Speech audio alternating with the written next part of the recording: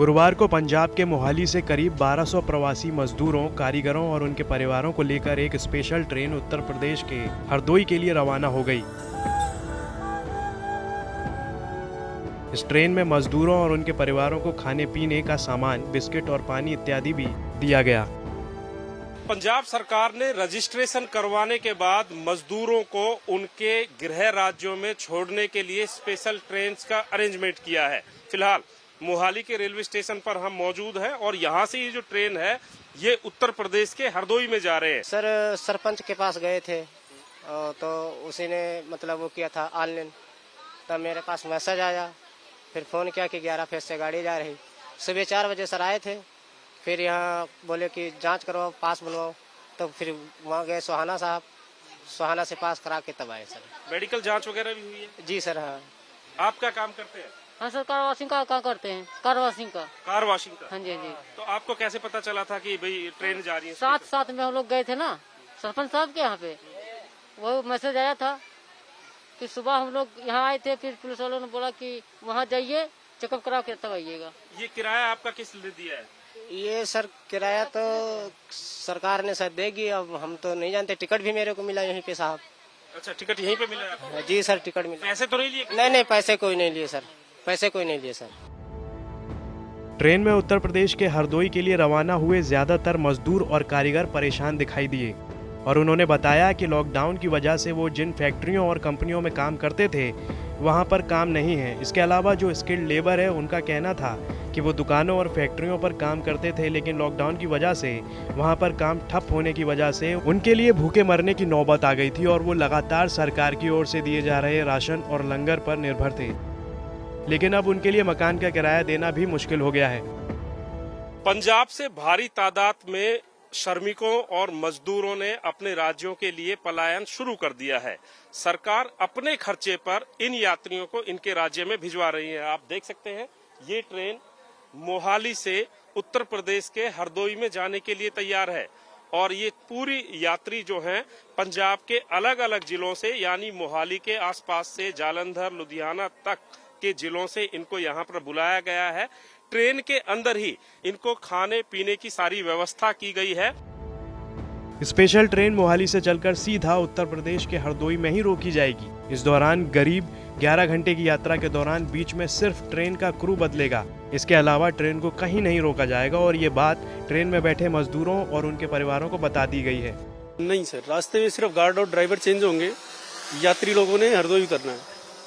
उससे पहले कहीं ट्रेन नहीं रुकेगी? नहीं सर, उससे पहले कहीं नहीं रुकेगी। और इन लोगों के खान पान की व्यवस्था सर सारी ट्रेन में इनको अवेलेबल करा दी गई है।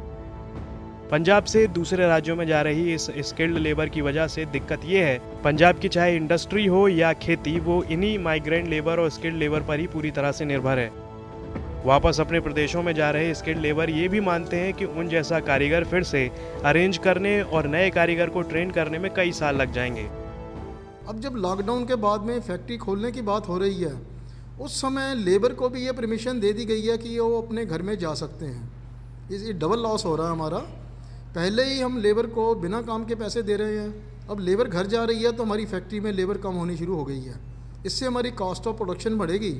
मैं माननीय प्रधानमंत्री जी से रिक्वेस्ट करूँगा कि उनको कृपया जिनको घर ज़रूरी जाना है उनको अलाउ करें, अदरवाइज़ बैंक्वेट में अगर बंडल में जाएंगे तो इंडस्ट्री बंद हो जाएगी।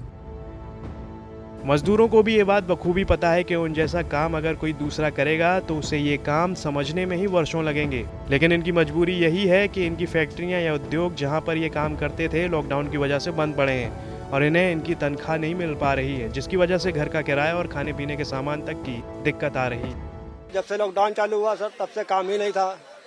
किसी दूसरे के पास करते थे तो उनके पास काम ही नहीं है। अब जब लॉकडाउन हो गया तो उन्होंने पैसों के लिए भी करने लगे, पैसा भी अब नहीं मिल पा रहा है, तो खाने में भी बहुत दिक्कत आ रही थी।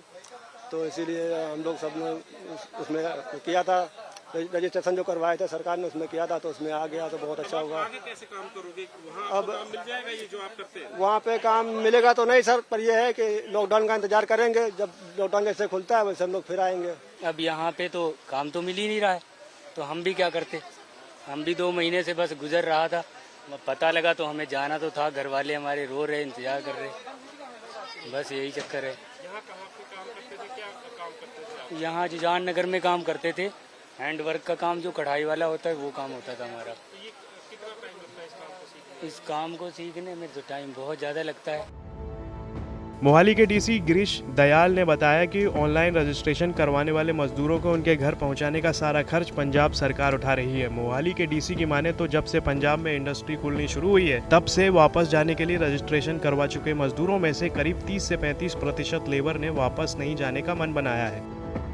यहाँ जो 1188 लोगों ने रजिस्टर किया था पोर्टल पे जाने के लिए, जब उनको फ़ोन किया गया कल, पहले हमने फ़ोन किया, फिर उनको SMS से टिकट भेजी, उनमें से 900 ही सामने आए, बाकी अराउंड 25% का ड्रॉप आउट हो गया। फिर हमने उनको रिप्लेस किया बाय डिफरेंट 300 लोग, उसमें से भी आज करीब 200 ड्रॉप आउट हो गए। So overall drop out rate 30% का है। मेरे को लगता है ये इसलिए है कि इंडस्ट्री चालू हो गई है। सो जो लोग बहुत डिस्ट्रेस में, हमने भी देखा यहाँ पे ज़्यादा फैमिलीज, छोटे बच्चे में भी जो लोग घर जाना चाहते होंगे, जिनकी कोई मजबूरी होगी, वो जा रहे हैं। एक अनुमान के मुताबिक पंजाब में करीब 15 लाख प्रवासी मजदूर और स्किल्ड कारीगर इस वक्त काम कर रहे हैं, जिनमें से करीब 10 लाख प्रवासी मजदूरों और स्किल्ड लेबर ने वापस अपने गृह राज्यों में जाने के लिए पंजाब सरकार के साथ ऑनलाइन रजिस्ट्रेशन कराया है। ऐसे में अगर इसी तरह से ये माइग्रेंट लेबर और स्किल्ड लेबर वापस जाते रहे तो पंजाब की इंडस्ट्री, खेती और अन्य उद्योगों के लिए अपना वजूद बचाने की नौबत भी आ सकती है। पंजाब में एक अनुमान के मुताबिक 7 लाख लोगों ने राज्य से बाहर अपने घरों में जाने के लिए रजिस्ट्रेशन करवाया है और कहा यह जा रहा है कि ये तादाद 15 लाख तक हो सकती है।